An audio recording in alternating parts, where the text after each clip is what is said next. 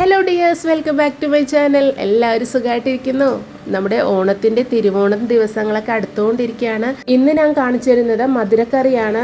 സദ്യയ്ക്ക് ഒട്ടും ഒഴിച്ചുകൂടാനാവാത്ത ഒരു കറിയാണ് മധുരക്കറി. എല്ലാവർക്കും ഒരുപോലെ ഇഷ്ടമാണ്. നമ്മൾ സദ്യ വിളമ്പി കഴിയുമ്പോഴത്തേക്കും പിന്നെയും ചോദിച്ചു കഴിക്കുന്ന ഒരു കറിയാണ് പൈനാപ്പിളിൻ്റെ മധുരക്കറി.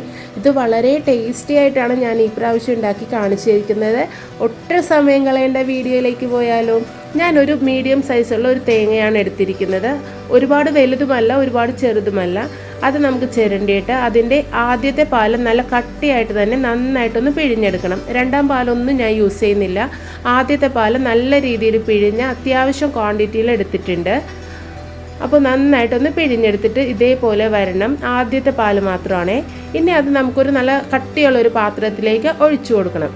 നമ്മൾ ഈ മധുരക്കറി ചെയ്യുന്നത് ഈ തേങ്ങാപ്പാൽ നന്നായിട്ട് തിളപ്പിച്ച് നല്ല കുറുക്കിയെടുക്കണം. അതായത് ഒരു ഗ്ലാസ് തേങ്ങാപ്പാൽ ഉണ്ടെങ്കിൽ അതൊരു 3/4 ഭാഗത്തോളം നമ്മൾ തിളപ്പിച്ച് അതിൻ്റെ കുറുക്ക് പോലെ നല്ലൊരു കട്ടിയായിട്ട് നല്ല തിക്കാവണ വരെ നന്നായിട്ടൊന്ന് കുറുക്കിയെടുക്കണം.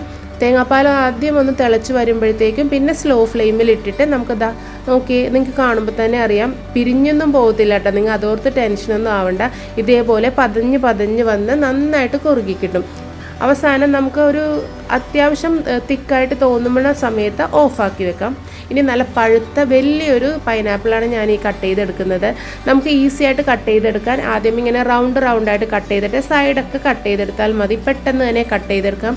നമുക്ക് പൈനാപ്പിളൊക്കെ കട്ട് ചെയ്യാൻ ആദ്യമേ എനിക്ക് കുറച്ച് മടിയായിരുന്നു. ഇങ്ങനെ ചെയ്തപ്പോൾ ഈസിയായി. അങ്ങനെ പൊടിയായിട്ട് കട്ട് ചെയ്തെടുത്തിട്ട് നല്ലൊരു കട്ടിയുള്ളൊരു പാത്രത്തിലേക്ക് ഒരു 2 ടേബിൾ സ്പൂൺ നല്ല നെയ്യ് ഒഴിച്ചു കൊടുത്തിട്ടുണ്ട്. അതൊന്ന് ചൂടായി വരുമ്പോഴത്തേക്കും നമ്മൾ കട്ട് ചെയ്ത് വെച്ചിരിക്കുന്ന ആ പഴുത്ത പൈനാപ്പിളും കൂടിയിട്ട് നന്നായിട്ട് ഇളക്കി നന്നായിട്ടൊന്ന് കുക്ക് ചെയ്തെടുക്കണം. നമ്മൾ ഈ നെയ്യും പൈനാപ്പിളും മാത്രം ഇട്ടാണ് സോട്ട് ചെയ്യുന്നത്. അതിലേക്ക് നമ്മൾ വേറെ ഒന്നും ചേർക്കുന്നില്ല, വെള്ളം പോലും ചേർക്കുന്നില്ല.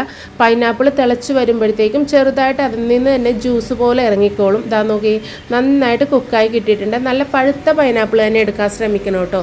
ഈ സമയത്ത് നമ്മൾ കുറുക്കി വെച്ചിരിക്കുന്ന ആ തേങ്ങാപ്പാലില്ലേ, അതും കൂടി ഒഴിച്ചിട്ട് നന്നായിട്ട് ഒന്ന് മിക്സ് ചെയ്തെടുക്കണം. രണ്ടും ആ തേങ്ങാപ്പാലും ആ പൈനാപ്പിളിൽ കിടന്നിട്ട് നന്നായിട്ടൊന്ന് കുറുകി വരട്ടെ. ഒരുപാട് കട്ടിയാക്കി എടുക്കരുത്. നമുക്കിങ്ങനെ കോരി എടുക്കാൻ പാകത്തിനാവുന്ന രീതിയിൽ കുറുക്കി എടുക്കണം. നല്ല ടേസ്റ്റാണ് കേട്ടോ. ഈ സമയത്ത് ഞാൻ എപ്പോഴും പറയുന്നത് പോലെ എൻ്റെ വീഡിയോ ഒന്ന് സബ്സ്ക്രൈബ് ചെയ്തേക്കണേ. കാണാത്ത ആരെങ്കിലും പുതുതായിട്ടുണ്ടെങ്കിൽ.